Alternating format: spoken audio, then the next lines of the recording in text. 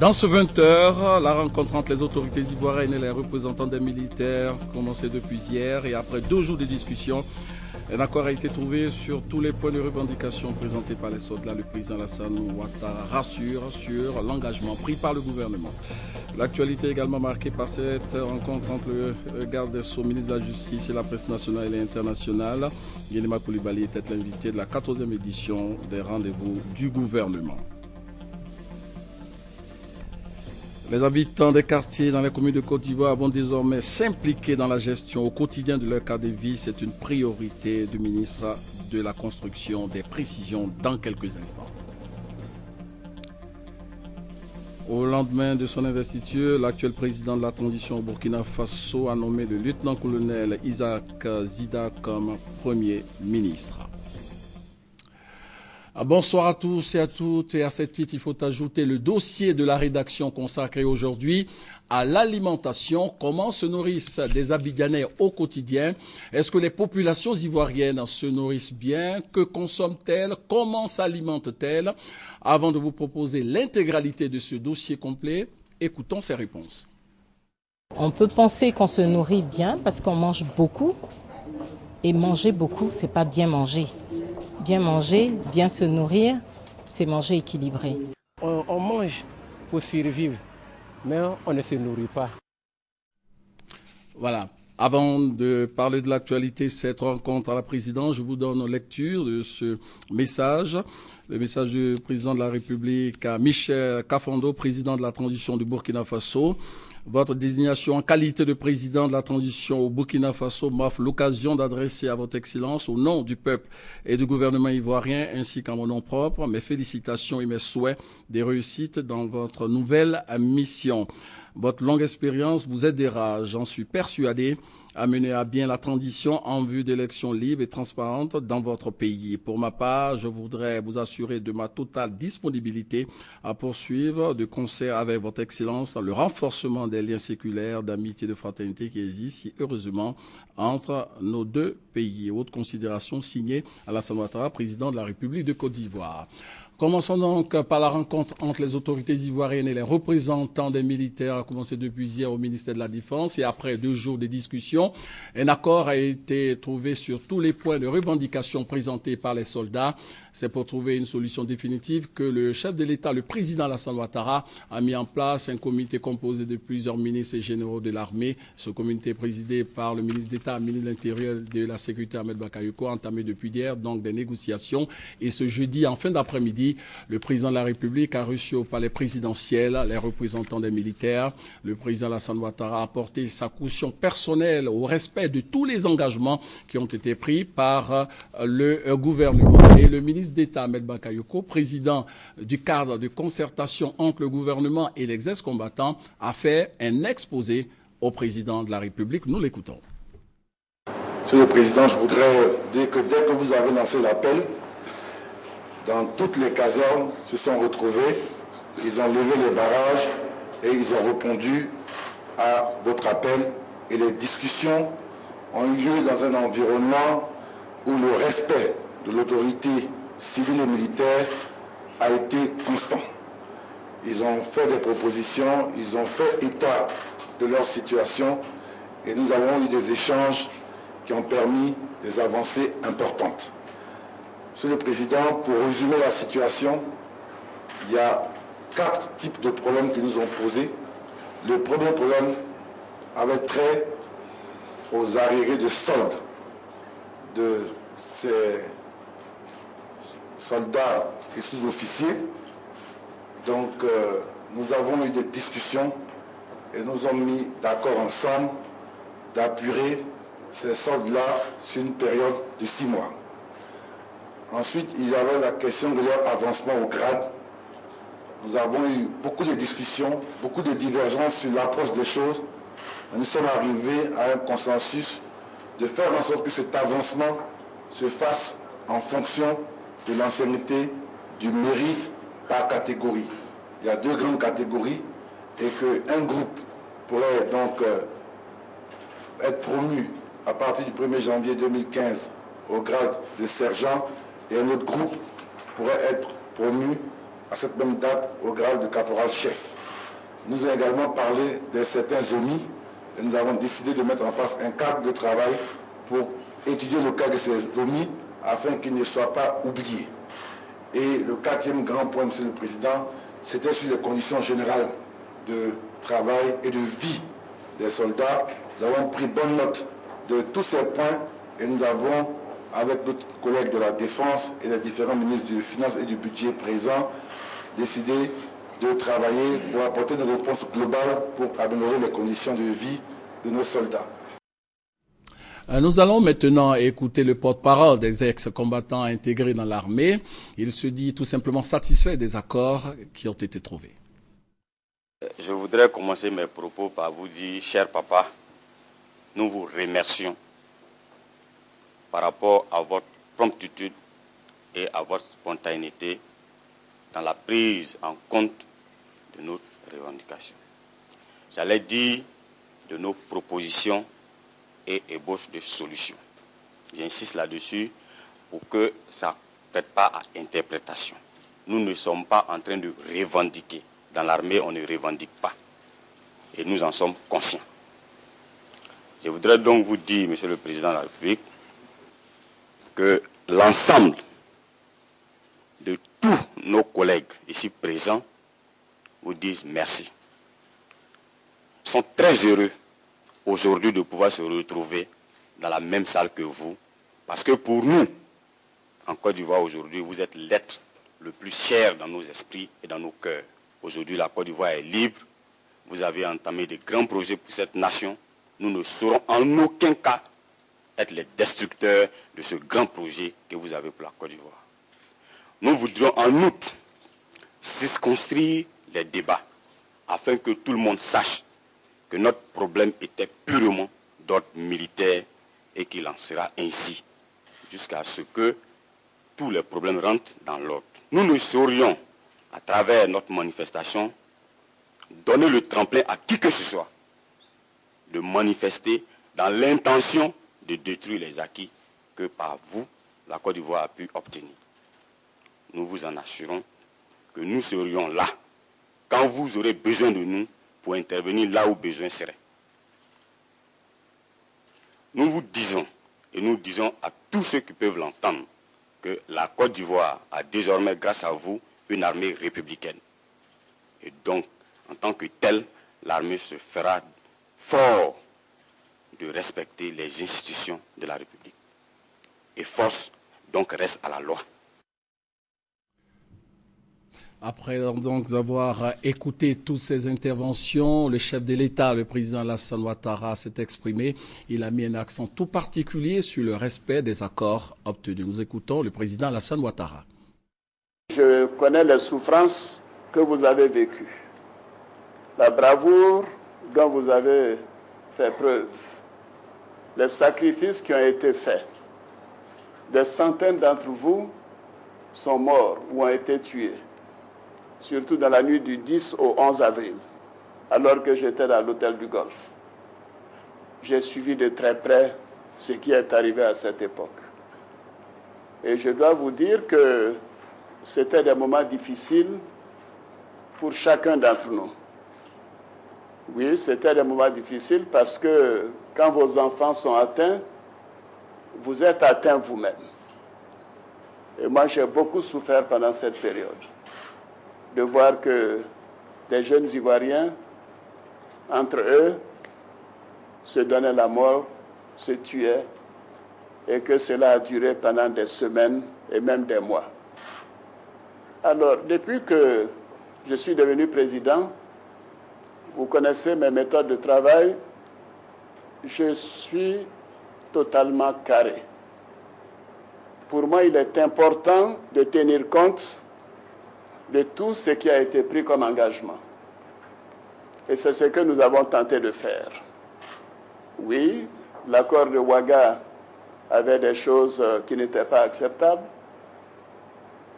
Par exemple, vos anciens commandants de zone, dès qu'ils avaient la confirmation de leur galon, devaient quitter l'armée. Vous aussi, dès la confirmation de vos grades, vous deviez quitter l'armée. Mais j'ai estimé que après ce que vous avez rendu comme service à la nation, vous deviez continuer de servir la nation. Et c'est ce que vous êtes en train de faire. Donc je dois vous dire que je suis très fier de vous. Évidemment, l'accord de Ouaga n'a pas été suffisamment précis sur certains points. Maintenant, ces points ont été clarifiés. Et je confirme les accords que le ministre d'État vous a communiqués, que les arriérés de solde pour la période en question, de 2009 à 2011, seront réglés. Oui, ces arriérés seront réglés. Et vous savez que quand un Ouattara donne sa parole, il la tient. Donc faites-moi confiance. Ces arriérés seront réglés, les modalités vous ont été précisées, et j'ai avec moi le ministre des Finances et du Budget, et nous allons le faire.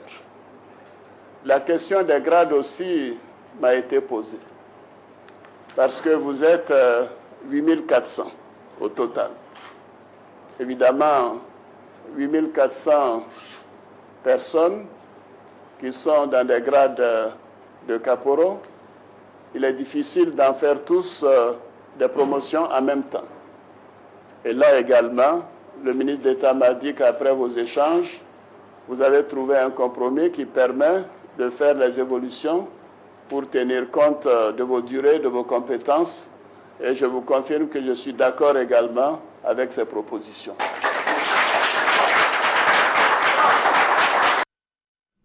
Retenez que l'intégralité de cette rencontre vous sera proposée en édition spéciale à partir de 21h. Rendons-nous maintenant à l'Assemblée nationale où le ministre d'État, ministre des Affaires étrangères, Charles Dibi Kofi, était face aux députés membres de la Commission des Relations extérieures. L'émissaire du gouvernement a soutenu et obtenu l'adoption de 7 projets de loi. Ces projets de loi sont destinés à autoriser le président de la République à ratifier des traités, accords et conventions internationaux. Des précisions avec Léon Brou.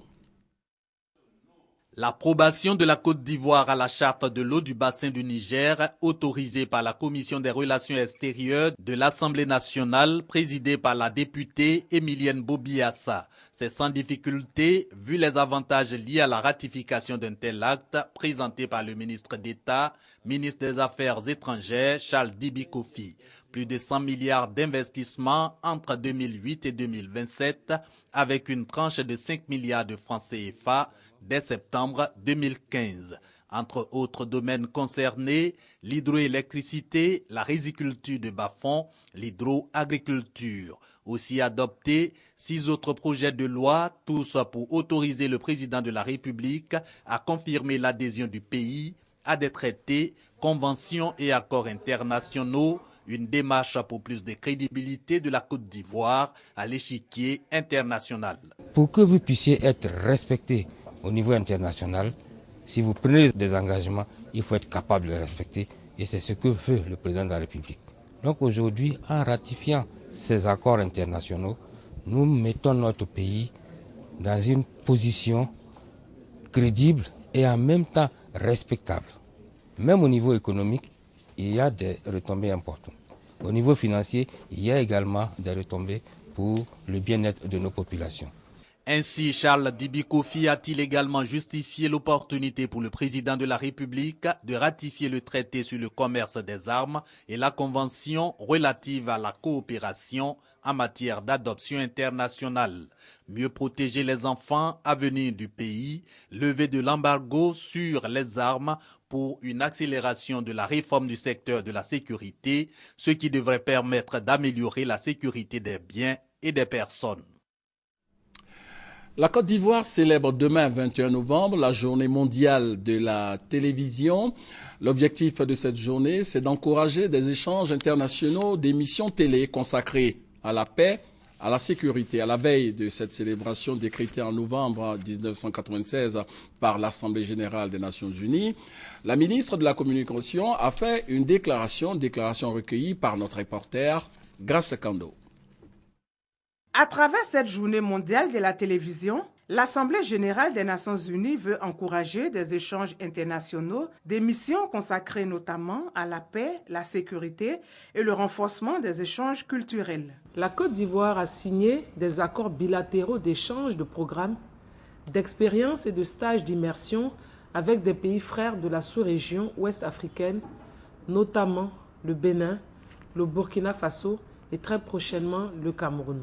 Par ailleurs, la célébration de cette journée nous donne l'occasion de marquer une pause pour évaluer notre chaîne de télévision et, le cas échéant, ajuster son contenu et sa capacité technique afin qu'elle réponde aux attentes de nos populations de plus en plus exigeantes. La télévision est l'objet de toutes les convoitises, car elle contribue entre autres à façonner et à orienter les opinions publiques. Depuis son avènement à la magistrature suprême en 2011, le président de la République, son Excellence, M. Alassane Ouattara, a inscrit la communication au cœur de sa gouvernance et a instruit le gouvernement d'engager un processus de mutation profonde de la radio-télévision ivoirienne, dans la perspective de la hisser au rang des chaînes de renom en Afrique et dans le reste du monde. Le passage de la télévision au numérique et la libéralisation de l'espace télévisuel, deux projets importants.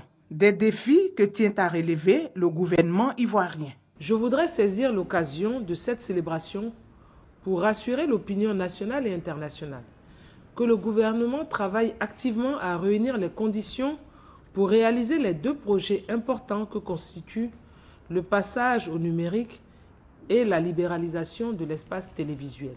Aussi, faut-il le rappeler, animé par la volonté de respecter le droit à l'information pour tous, le gouvernement a réhabilité tous les émetteurs de la RTI à hauteur de 3 811 113 183 francs CFA, permettant ainsi à celle-ci d'atteindre un taux de couverture de 96% du territoire national. La ministre de la Communication, Afoussiata Bamba Lamine, encourage les acteurs de la RTI à poursuivre leurs efforts pour satisfaire la population. L'actualité également marquée par cette rencontre entre le garde des Sceaux, ministre de la Justice, et les journalistes de la presse nationale et internationale. Nyenema Mamadou Koulibaly était l'invité de la 14e édition des rendez-vous du gouvernement, rendez-vous initié par le CICG, le Centre d'information et de communication gouvernementale. Le compte-rendu de Sylvie Davila. Bilan positif pour la justice ivoirienne après 2 ans de réforme. En tout cas, c'est l'appréciation du porte-parole du gouvernement Bruno Nabané-Koné au terme de l'exposé fait par le garde des Sceaux, ministre de la Justice, des Droits de l'Homme et des Libertés publiques. Nyenema Mamadou Koulibaly a expliqué que son action s'est structurée autour de 9 actions prioritaires, entre autres la redynamisation de la fonction de juge d'application des peines, la réinsertion des détenus, la contribution de la justice à l'amélioration de l'environnement des affaires et la sécurisation des documents judiciaires. L'accès à la justice est un droit pour tout individu, mais celui-ci reste limité par d'innombrables obstacles. Pour remédier à cette situation, nous avons développé une politique volontariste d'harmonisation des coûts des actes de justice. Notre innovation majeure est également la mise en place du tribunal de commerce et des instruments en matière de conflits et de contentieux commerciaux. La grande action majeure en matière d'actes déjà posés, c'est la sécurisation des documents judiciaires. Les échanges avec les journalistes ont permis de lever les incompréhensions sur un certain nombre de sujets, dont celui lié aux détentions consécutives aux violences post-électorales. La question des déchets toxiques a été également abordée. Depuis, rien ne bouge. Nyenema arrive, tout bouge. Vous dites, mais Nyenema, il est contre nous. Mais il est contre qui? Est-ce que moi j'ai l'âme de quelqu'un qui va être contre les intérêts des victimes? L'argent là, ça ne sort pas de ma poche. En tout état de cause, le ministre Nyenema Koulibaly a rassuré les justiciables de la volonté du gouvernement à travailler à l'émergence d'une justice crédible, mais il a insisté sur la contribution des populations dans l'atteinte de cet objectif. Les habitants des quartiers dans les communes de Côte d'Ivoire vont devoir s'impliquer davantage dans la gestion au quotidien de leur cadre de vie. C'est une priorité du ministre de la Construction. Mamadou Koulibaly annonce de nouvelles règles de copropriété qui imposent à tous des cotisations pour l'embellissement et l'aménagement des quartiers du district d'Abidjan. Le ton a été donné dans la commune d'Adjamé. Le témoignage de notre reporter Serge Collet. Le ravalement des façades, l'éclairage des escaliers, le bon fonctionnement des ascenseurs, le ramassage des ordures, le curage des caniveaux, l'aménagement d'espaces verts et la construction d'aires de jeu. Voici quelques exigences des nouvelles règles de copropriété qui s'imposent à tous les habitants des cités et quartiers en Côte d'Ivoire. Locataires et propriétaires sont appelés à se constituer en syndicats pour s'impliquer eux-mêmes dans l'embellissement de leur cadre de vie. Le gouvernement ne veut plus voir des cités délabrées aux bâtiments défraîchis. Il faut que les habitants, les propriétaires se mettent d'accord pour fixer des taux de cotisation en toute liberté. Le décret est très clair. Le locataire est obligé de payer pour le compte de son propriétaire le montant mensuel qui a été fixé. Mais ce locataire va retrancher ce montant du loyer. Et cela va permettre à tous, selon une périodicité, de réparer tout ce qui est gâté, qui est partie commune. Le ministre de la Construction, du Logement, de l'Assainissement et de l'Urbanisme a sensibilisé les populations d'Adjamé dans le sous-quartier Fraternité 2, non loin des 220 logements. Ces deux cités, autrefois belles, ont perdu, on le sait, leur lustre. Quand nous voyons nos bâtiments à travers Adjamé, nous avons honte. La loi est prise. Je crois que nous aussi, nous allons appuyer pour que cette loi soit appliquée dans nos quartiers. À travers ce geste, le ministre de la Construction marque la volonté du gouvernement de redonner des couleurs aux villes de Côte d'Ivoire.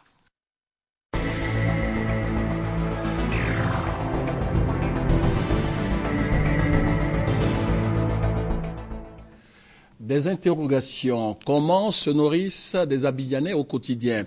Est-ce que les populations ivoiriennes se nourrissent bien? Consomment-elles une alimentation équilibrée? L'équipe de reportage conduite par Franck Kouadio s'est rendue sur le terrain. Abidjan, la capitale économique de la Côte d'Ivoire. C'est la mi-après-midi. La cité des affaires, le plateau se vide peu à peu, mais dans les espaces de restauration, certains reprennent des forces endogènes à la sauvette selon son temps et ses moyens. Parfois, à d'autres, un truc à manger, le gars, beaucoup de poissons, beaucoup d'oignons, mais café noir, fumer cigarette dessus, c'est bien, c'est nourri, non? La valeur nutritive des repas. On n'y prête pas forcément attention. Dans les bassines, des repas apparemment gras. Les clients ne demandent pas d'entrée, ils demandent plus les plats de résistance. Voilà, ici, nous faisons du tchèp. Donc, quand les clients viennent à midi, ils vont directement au plat de résistance. Bien manger, manger léger, ni gras, ni trop épicé, et cuire les aliments à moins de 45 degrés, autant de recommandations de nutritionnistes pour une meilleure santé. On peut penser qu'on se nourrit bien parce qu'on mange beaucoup. Et manger beaucoup, c'est pas bien manger. Bien manger, bien se nourrir, c'est manger équilibré. Manger équilibré, tout un art donc. Et depuis quelques années, la recherche au niveau international s'y intéresse. La Fondation Pierre Delbé, institut de recherche français basé en Angleterre, multiplie les alertes sur la malbouffe, source de baisse de l'espérance de vie. Un ouvrage, Génocide alimentaire, cause et solutions, est même édité à cet effet. Dans le monde entier, nous mangeons très mal. Les chiffres de l'OMS indiquent 28 millions de morts par an. Il y a beaucoup de personnes qui font aujourd'hui des maladies liées à la malnutrition et aussi développent des maladies cardiovasculaires faute de bonne alimentation. Voilà. Donc le constat est là, on se nourrit pas bien. Un diagnostic, mais des solutions en perspective. Si vous êtes dans un environnement où vous êtes obligé de vous nourrir de ce qu'il y a, c'est de compléter, de supplémenter votre alimentation avec des micronutriments comme l'APCO, le sel de magnésium, les fruits. En plus de ce que vous mangez à midi. Il faut commencer à intégrer dans les habitudes alimentaires la consommation de beaucoup de légumes frais, de légumes sortant de nos champs, de fruits sortant de nos champs.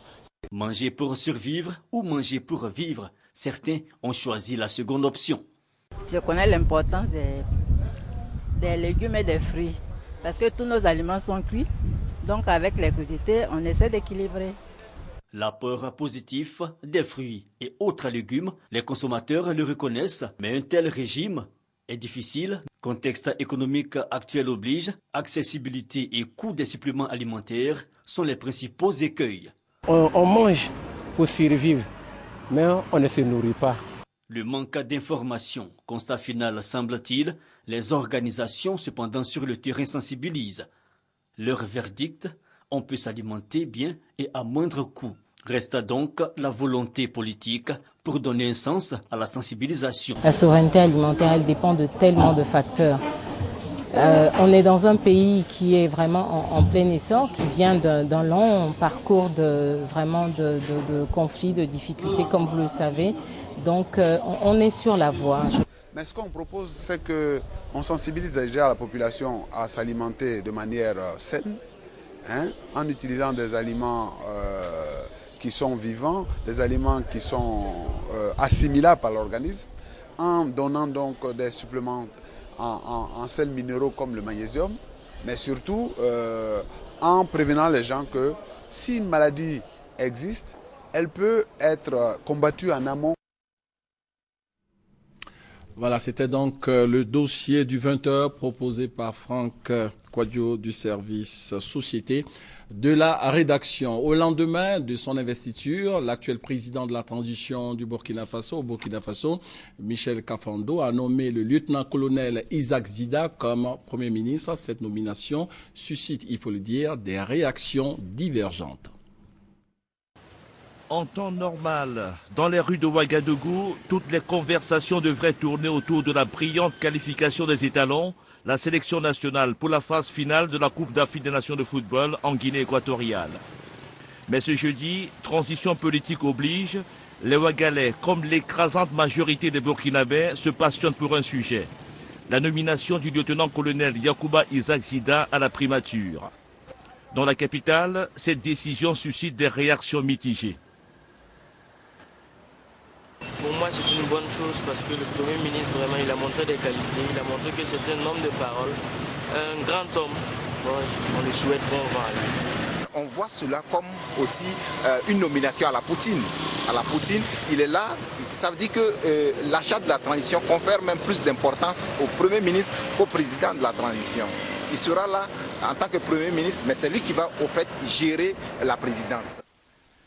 Dans la classe politique, comme dans les médias ou encore au sein de la société civile, les réactions sont aussi contrastées.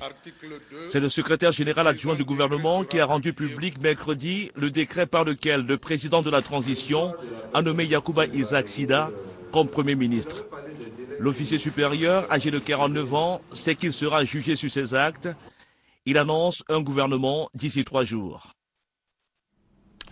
À l'issue des éliminatoires, les 16 qualifiés pour la 30e édition de la CAN de football, prévue du 17 janvier au 8 février 2015, sont connus avec 2 absences de marque, le Nigeria tenant du titre et l'Égypte, Arsène Kouassi et Eliane Tapé.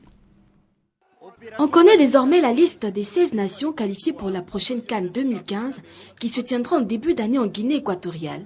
Outre le pays organisateur, l'Afrique du Sud, l'Algérie, le Burkina Faso, le Cameroun, le Cap-Vert, le Congo, le Gabon, le Ghana, la Guinée, le Mali, la RD Congo, le Sénégal, la Tunisie, la Zambie et la Côte d'Ivoire y participeront.